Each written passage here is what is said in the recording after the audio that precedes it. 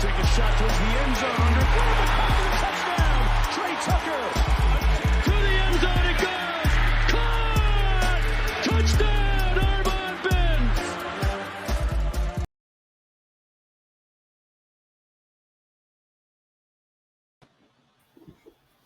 What is going on, everybody? We are back for another episode of Bearcat Blitz here. Obviously, a little change of scenery for many who follow the show, as my co-host Russ Heltman is out for the week as he just got married over the weekend, so he is enjoying his honeymoon. So a huge congratulations to Russ and his fiancee Brooke, well, now wife Brooke. But overall, a lot to break down on this episode of Bearcat Blitz. Obviously, I will welcome in my former colleague and JT Smith over at the Front Office News Cincinnati Rivals will be joining me for this show for this upcoming week. But overall, a lot to talk about. The Bearcats had a really gutsy showing there over the weekend in Lubbock, Texas, a 44-41 shootout. Overall, we'll break that down. We'll talk first half expectations, team MVP throughout the first half, all that kind of good stuff there. But before we jump into the show, let's talk about Bet Online, our number one most trusted betting platform and your number one source for everything football. Bet Online has every stat, every matchup, and even live odds and spreads to bet on during the games. Think you know your stuff? Get in on our 200,000 mega contest and pick 5 games against the spread every week for your chance at weekly prizes and a share of $200,000. When the game's over, head on over to our online casino and get in on a game of blackjack or poker, or unwind with our 150 slot games. Head on over to the website today to get in on the action. Bet Online, where the game starts here. JT, a lot to unpack there over what happened down in Lubbock. Overall, I thought it was a gutsy performance from Scott Satterfield and the Bearcats. Obviously, it wasn't the outcome you wanted, despite heading into that one. I think you and I can both agree on that one, that we expected this game to be a shootout, and it was a game that could go either both ways. But overall, I'll start off with you. What was your thoughts and impressions on what happened Saturday night down in Lubbock, Texas? Man, so yeah, like you said, we talked about this. It was definitely a shootout, and we expected it was a little. I mean, I thought both teams were scoring in the 30s, but 44-41. I mean, the offenses were rolling. Defenses were making timely plays, but it wasn't much defense being played overall. It was just going up and down the field, a lot of chunk plays. But, this team overall, even though they lost, I think it's night and day from last year. Last year when they were losing on the road, it was real bad. After maybe the second quarter, it felt like the teams weren't in the game. This team is a threat, and that's what's rough about the loss on Saturday. It was a game that was winnable, but I think it shows how much Satterfield and the staff, this team has grown, because they're able to compete against a tough team. And most people feel like the Bearcats let that one slip away. Yeah, and I think it's safe to say on that one that if you look back on how the first 5 games have transpired for Cincinnati, they can make an argument that they could be entering UCF potentially 5-0. Obviously, things are different with the loss to Pitt and now Texas Tech, but as you mentioned, JT, I thought this game was a shootout, but you and I talked about it. I know Russ and I talked about it as well, but our keys to the game was, how do you find a way to contain a guy like Taj Brooks? And obviously on Saturday night, Cincinnati had no answer for Taj Brooks. 32 carries, 172 yards, and 2 touchdowns, averaged nearly 5.5 yards a carry. I think there is a legitimate case for him to be one of the top 5, top 10 running backs in all of college football, and that was on display. But as you mentioned, this was a game, it was all offense heavy. Defenses just couldn't find a way to get off the field. I think, if I remember right, in the first half, right, only 1 punt between both teams. So overall, only 1 punt. I mean, you're looking at a shootout there, but almost 1,100 total yards of offense, 1,047 total yards of offense between both sides of the ball. I thought Brendan Sorsby played his best game of his career outside of the interception there late. I think that was one that he kind of forced and wishes he had back. But overall, down the stretch, JT, I mean, you look down at the stats for Brendan Sorsby, 31 for 45, 426 yards, and 4 passing touchdowns. Also is the team's leading rusher with 52 yards and a touchdown. Obviously, despite what Cincinnati had to do on Saturday without Aaron Turner, Tyron Smith there at the wide receiver position who weren't even suited up for this game. Then you lose star running back Corey Kiner due to an injury. And the first drive, he only had 3 carries. But Brendan Sorsby put this team in position to win, if you ask me. And JT, I've been more and more impressed each week with Brendan Sorsby. Just what was your thoughts on how he played Saturday night? Sure. I thought he played amazing. It was his first turnover of the season on the road, but I mean, it's going to happen. Nobody's going to go a complete season without having a turnover or interception. That's a part of the game. So, it was in a rough time because, such a shootout or whatnot. But at the same time, this guy is playing amazing. Corey goes down early. You know what Corey means to his team. We talk about that all the time on the site and, in person. So, anybody that follows his team knows how important Corey Kiner is to this program and to this team. And it was a huge loss. And then, Evan Pryor goes out as well. So you got two key guys go out. I don't even know if Williams was suited up or not. Chance Williams wasn't even suited up. So they were down to their 4th and 5th string running back at one point. So who had that in their bingo card that the Bearcats would lose? Corey Kiner and Evan Pryor in the game. They wouldn't have Chance Williams even to start. And then at Manny Covey, Covey was going to play a lot. And I thought he played well. But you hand us cards to Brendan Sorsby, and he still plays out of his mind. And you think in that shootout, if they have as great as Covey played, I think if they have Kiner, I think that's a game the Bearcats score 50 something. You know what I mean? Just in my head. But, I could be a homer or a person that just covers the team and feels that way. But, I mean, Brendan Sorsby's been everything the Bearcats have needed. And I have nothing bad to say about the young man. You just see how his improvement from week 1 to now has been catastrophic. I mean, being great. Yeah, and I think as you mentioned too, obviously losing Corey Kiner in this one, that was the huge blow Cincinnati didn't need at all costs. And from what Scott Satterfield said post game, it sounds like it's a rib oblique injury for Corey Kiner. Thankfully, the bye week came at a perfect time. Hopefully he's healthy enough to go versus UCF here in 2 weeks. But overall, I think, as you mentioned, if Corey Kiner is there and able to go for a full game on Saturday night, that's definitely a game where you're looking at arguably maybe 100 total points scored. And it's safe to say that because Corey Kiner had 3 carries for, I think, 9 yards in that one. So overall, if Corey Kiner's in that game, how big of a deal breaker and a game changer he is. He's your running back that's going to run you over. But overall, Manny Covey coming in, and despite only coming in for the 4th quarter, JT, I mean, fans got a glimpse of what you and I saw throughout his recruiting process and over the last 2 seasons. I mean, they saw the home run hitting speed there on the 71-yard touchdown. But if you could imagine Manny Covey comes in and plays a quarter and has 6 catches for 100 yards and 2 touchdowns, I don't think many could have had that on their bingo card either. But overall, to see that sight, that Cincinnati has the legitimate threats there in the running back room. We've seen the home run hitting ability from Evan Pryor. We now see it with Manny Covey as well. To complement Corey Kiner when he comes back healthy, I think that's going to be a great sign to see. Then you flip it over to the defensive side of the ball. This gets your takeaways first. What stood out to you on the Cincinnati defensive side of the ball, JT?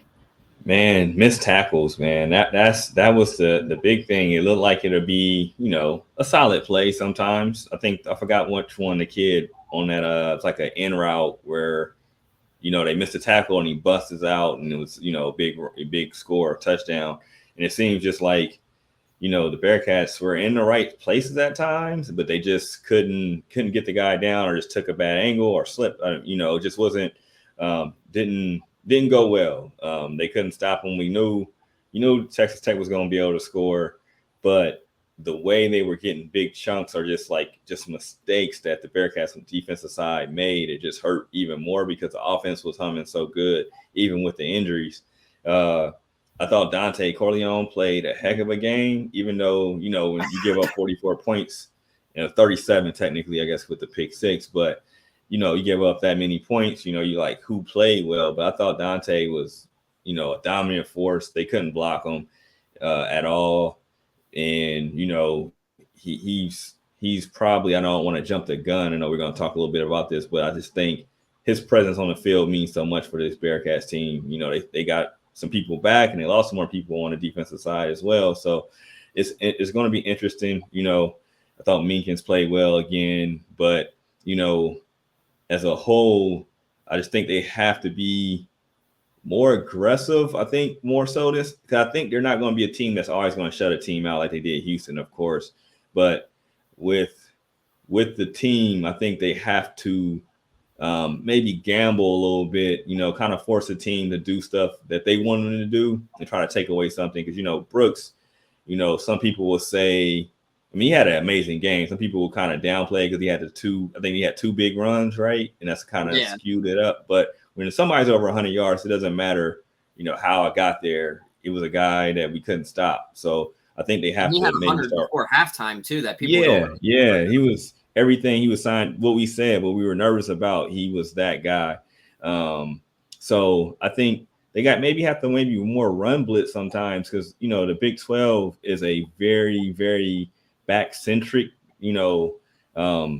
conference. So they're gonna see some other good guys. You know, UCF has a couple guys that are legit, and they're gonna have to, you know, control the run a lot better, man. Because if a team can do whatever they want with you, you know, that's how people score 40 points, you know, 40 plus points. So it's gonna have to. The defense has the pieces, but they're gonna have to do some things that confuses the offense a little bit better.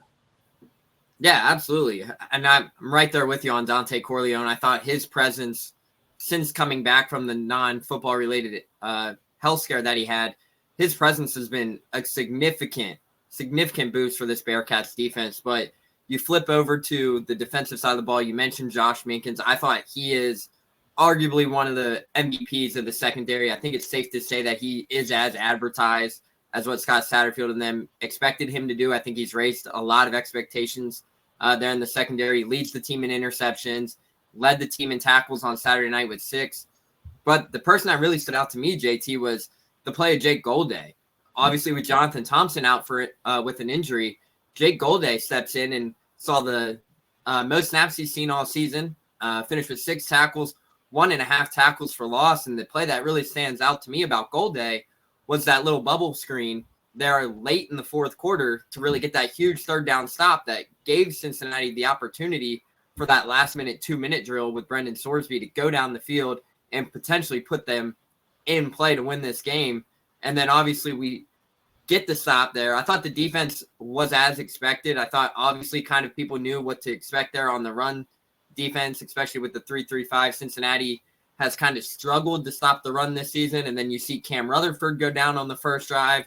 That was a crucial blow because of the season he's been having. He's been kind of one of those guys that fills in at the nose tackle. He fills in at the edge.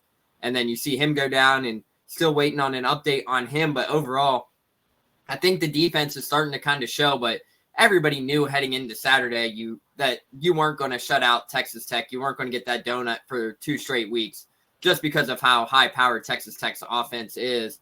And then you flip over to special teams, JT. I think this was a game where special teams kind of came back to bite you in the butt a little bit. Obviously, you can't just blame it on special teams, but you had the missed field goal before half, and then Nathan Hawks missed the 51-yarder to end it. But let's be honest, JT, that kick should have been a lot closer. That was a clear targeting call. So we can't go forward in the show without talking about that targeting call, because to me, it was clear as day that Brendan Sorsby gave himself up, and then you get 2 defenders taking the shot to the head or the neck area. I don't understand how you call that flag. You throw the flag, not only you call it, but there's no personal foul there. I know Scott Satterfield was pretty upset about it, said, quote unquote, they got screwed on that call. So overall, rightfully so to have every reason upset about that call, but that kick should have been a lot clearer there because that was a clear targeting call in my eyes. Oh, for sure. I was literally about to ask you about that play because I know it was a huge play, you know. It was a game changer. Up, you know, game changer. See the pictures. I mean, it was, you know, I know the picture we got sent in our Dropbox from the Red Raider Sports, the Rivals website. That was I don't know, that last picture, JT, looked like Brendan Sorsby was down before that crown of the helmet even made movement. So he was already motioning down.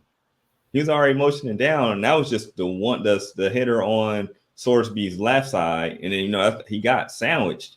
And then the topping, the topping of the cake is they got a 10-second runoff on the top of it too. How does that happen? But so it's like you doubled them. Like you didn't give the penalty they should have gotten, and then you give them 10 seconds less. Like it was like you get penalized for you calling the penalty and then taking it back. It's like I don't understand how that happens, and it's just the Bearcats' luck, man. It's just like, I think they scored a touchdown off that penalty's called personally because they were rolling. You add another 15 yards to that. It's crazy.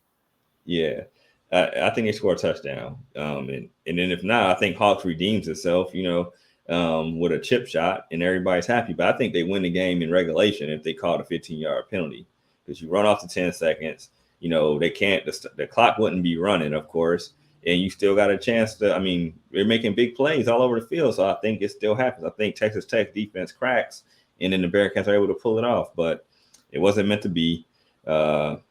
That play, man, the refs, that Big 12 refs took it from those guys. That's one of those ones where you got to make that call because that's Texas Tech. You wouldn't want it to happen, but that's a penalty. I can tell you that. It's a penalty. Yeah, that was Texas Tech. They're getting that flag at home. They're getting that. They might get a 30-yard flag for that because you got two people hit. You got targeted by two people. Right. So like overall, give us half. You don't got to give us 30. Just give us half. Right. Overall, we'll break the great breakdown of the Texas Tech recap. We'll take a quick break here, tell you about our new friends over at Cherry Bundy, and then we'll get into our first half expectations and has this team exceeded those expectations and whatnot. So we'll take a quick break and come back and we'll talk first half expectations following a quick message here.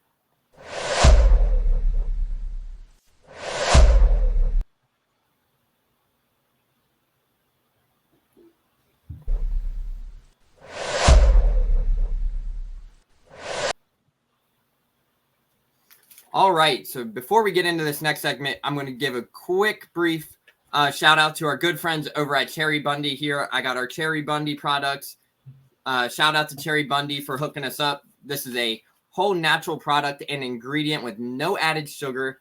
Tart cherries are the highest antitoxin fruit or vegetable in the world.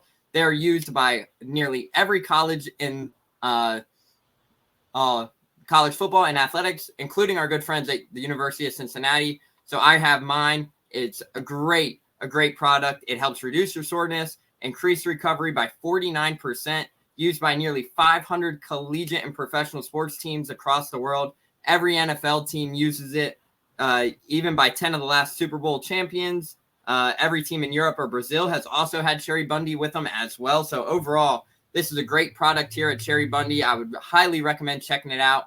I'll be drinking mine after each workout that I go through. You can find it at cherrybundy.com or even on Amazon. So overall, make sure to head over to cherrybundy.com and check out all their great products. I know I'm thoroughly enjoying my Cherry Bundy drink. So JT, let's talk about it. The first half expectations there. What were your thoughts on the first half? Did you see the Bearcats as exceeding those first half expectations, or what were your thoughts on it? Obviously, 3-2 now. Yeah, 3-2, right? So 3-2, 1-1 in the Big 12. All right, so I'll try not to be long-winded. So it's kind of a two-part thing. After the Pitt game, it looked like stuff was going awry. You pull off 2 wins, impressive wins, and then you compete against Texas Tech. You don't get blown out. I know nobody likes a moral victory, but what they showed against Texas Tech gives me hope that they will be able to compete the rest of the season. And it looks like night and day from last year, which is great for this program. I'll say they're right on par because I thought they were, even before they blew that 21-point lead to Pitt, I counted that game as a win. So, and I thought Texas Tech would be a loss, but I thought prior to that Pitt game, I thought that loss would be a bigger gap. So they're kind of right where I thought they would be 4-1, 3-2 at worst case scenario, and that's where we're at right now. But so I said that they're, or reason why I said they're not exceeding my expectations is the Pitt loss, the way they lost to Pitt, because I'm being hard on them for that. Yeah, absolutely. And I'm right there with you. Obviously, I expected them to go 3-0 throughout conference play. You're up 21 versus Pitt, and then Pitt comes back and hits the game-winning field goal. But as you mentioned, 3-2, 4-1 was kind of where I had them sitting heading into UCF. Obviously, it was a toss-up there. I think you and I talked about it as well. I know I talked about it with Russ. Where this first half of the season really relied on was the non-conference, and they go through, they get the win at Miami, they get the win over Towson, but they fall to Pitt in a game they should have won, to say the least. But overall, through the first half, I mean, I think they're exceeding a lot of expectations. Brendan Sorsby entered the season with just 7 starts, and you look down at the Big 12 stats right now, JT, it's worth noting that he's 4th in the conference in passing yards. And this was a guy who was, quote-unquote, ranked the worst quarterback in Big 12, according to some media outlets. So safe to say that Cincinnati has found their quarterback in Brendan Sorsby, and Scott Satterfield and the staff are doing a great job to complement him, because last season, you look from where last season was to this season, they didn't really have an air game last season, to say the least. You had Xavier Henderson, who finished with 800 yards this season ago, but they couldn't hit the big plays and didn't have the really accurate passing game that they wanted. And Brendan Sorsby's came in here, JT, and he has looked fantastic. He was just rated one of the top 10 quarterbacks according to the CBS Sports Network. I think they had him at number 10. So overall, Brendan Sorsby continues to garner national attention. And if you're Cincinnati, you have to be very pleased with that. But overall, you now have the 2 weeks heading into UCF to get healthy. But there's a lot riding on this matchup, JT. Obviously, this is a game with a lot of history dating back to the AAC. Now you have a couple former players that were on this team last year down at UCF. So I think if you can go to the bounce house and get a W, I think you're looking at 4-2 heading into the halfway mark there. And the back half of the schedule only gets easier compared to the first half. But the way the Big 12 is right now, it's so ups and downs. There's a lot of teams that are shocking. I didn't expect Kansas to be sitting at the bottom of the conference at the beginning of the year. So overall, but with how Cincinnati has played, I've been very impressed with the job Scott Satterfield and them have done, despite, especially on the defensive side, despite losing 2 crucial players in Micah Coleman and Jalen Hunt. You gotta be pleased with the product that they're putting out there on the offensive side of the ball. You know they're going to score points, but it's going to be how do they stop opposing teams to score points moving forward. And then you have the week and a half now. You got to focus to a very dynamic and high-powered UCF team that is coming off a huge blowout to Colorado at home. So that's going to be an interesting matchup to see how they respond here in week 5. But overall, Cincinnati has exceeded my expectations here in the first 5 games of the season. So I'll throw it to you, JT. Let's do some midseason awards real quick. Give me your MVP of the team, most improved, and the biggest sleeper. That's a good one. Okay, so MVP of the team, we got to go Brendan Sorsby. I'll go him. It's a toss-up. I know I'm a cheat on this one, but like it's a toss-up between him, Corey Kiner, and Dante Corleone. But I'll go Brendan because you know the quarterback position is the most important position in all of sports. And when you got a very competent quarterback, a guy that can make all the throws, a guy that people seem to be following, you know, it means a lot, and that's why this team has a chance. Brendan Sorsby is that guy, so I'm gonna give it him. And you said it was most improved, like sleeper, and what was the other one? Most improved. Most improved. Most improved. Let's go. Man, that's tough. We need more time, but I'll go with most improved. Let's see. We'll go with Eric Phillips. I like that answer. I'll go Eric Phillips, DN. You know, he's been in 3 different defensive schemes, and so he's always been an impact player to me. But I think like in this new scheme, you know, he's one of the best, you know, edge rushers right now. His sacks are solid, but I mean, he's getting hurries. He's making those guys step up in pocket, and that's pretty impressive because sometimes they only send 3, and he's doing that. So I'm gonna give Eric Phillips the most improved, and then the sleeper. Let's go sleeper. I'll go sleeper. I'll go Jordan Young. As a sleeper because he's a guy that really doesn't get as many opportunities as the other people. So his numbers don't look as good as everybody else's because they really don't. Most teams, if they have a choice, they leave his side alone just because of how good he's been doing in coverage. So I'm gonna go with Jordan Young as a sleeper, and some other people that I could put in there, but I'm gonna give Jordan Young some love. Yeah, absolutely. And those are 3 great answers. Obviously, for me, I'll give my 3 real quick before we get out of here. The MVP, obviously, you could go multiple different ways, but you got to stick with Brendan Sorsby there for what he has done commanding the offense. Obviously, Corey Kiner is a very, very close second because he just means so much to this team, along with Dante Corleone. I think those 2 mean so much to this team. But right now, you got to give the MVP to Brendan Sorsby. Most improved, I'm going to give it to Jordan Young. I think just from the bounce back that he has had from a season ago to where he's at now, as we talked about, I mean, he has been fantastic this season. Not many teams are targeting him. So overall, that's a great sight. Last year was kind of that first year at that inside boundary corner position, or the inside corner position, and then he moved, or that boundary. So now he gets a whole year under his belt with Kerry Combs and a new defensive scheme with Tyson Veit. And I think that defensive scheme is really helping him out. So I'm thinking Jordan Young is my most improved. Obviously, he has been the Bearcats' #1 corner throughout the first half of the season. So overall, he is on pace for a really stellar junior season. And then my sleeper pick, I like the idea of Eric Phillips. Obviously, teams are starting to get the idea of him. But I'm going to go with Jake Golday or Simeon Coleman at the linebacker position. Obviously, those 2 linebackers are going to be crucial, especially with the play of Jonathan Thompson. The injury is still up in the air. And Simeon Coleman has made some big-time plays this season. But I think the thing that people aren't really realizing is Jake Golday had these big-time offers in the transfer portal. USC was one of them. He had a couple of those big-time offers. They get him to Cincinnati. And then Simeon Coleman, I don't think we can really describe anything else besides a game changer. I mean, when he hits you in the hole, I mean, JT, we've seen the highlight films. We've seen the big hits that he's capable of making this season so far. I think those 2 at the linebacker position are going to be some sleepers where if Simeon Coleman keeps things going at the trajectory he is going, there might be an opportunity for him later in the season to step in and take some extra snaps off of guys and really make a name for himself. So I'm going to go with those 2 as my sleeper. But overall, it's been a very exciting first half of the season. But now Cincinnati enters the bye week with the chance to get healthy and go get redemption versus UCF. Obviously, they have not beaten UCF in the last 2 seasons.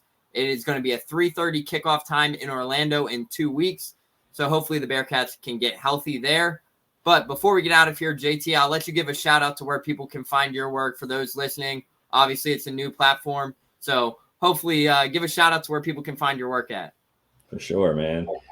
So if you want to check where I'm at, the Front Office News, my man Neil does a lot of great work over there as well. So double pub on that.